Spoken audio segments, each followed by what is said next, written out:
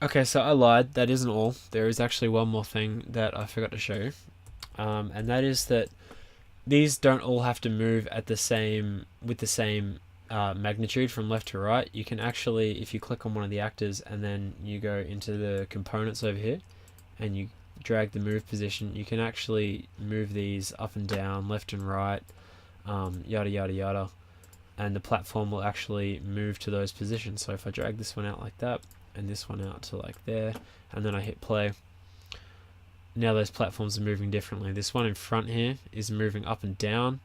That could be cool actually. So what if we grab one of these over here and we set the move position like this, so it's stacked on top of itself, and instead of moving along the X and Y, it moves along the Z.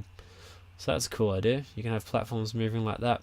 And if I wanted to make a couple of those, I could just go Alt and then drag like this, and now we should have a couple of those next to each other, all moving at different speeds.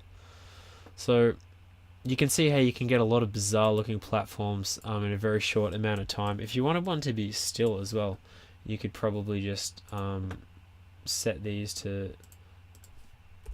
values to 0, and then that should probably just spin. That'll just spin in the same location. Oops. That'll just spin in the same location. I'll copy that a couple of times and let's jump in and have a look.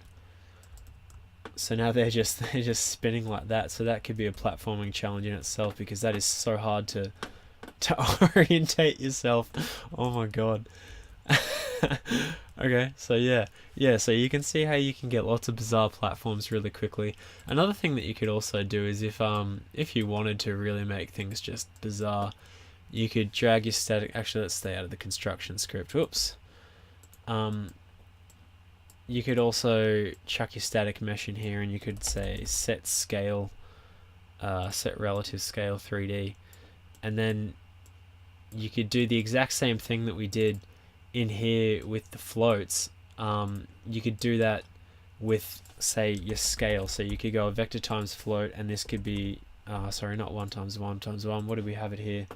3 times 3 times 0.5, and then you could have a random value here. So we could say random float in range between, I don't know, 0.5 and 2, and you can obviously set those to variables if you wanted to control it a bit more.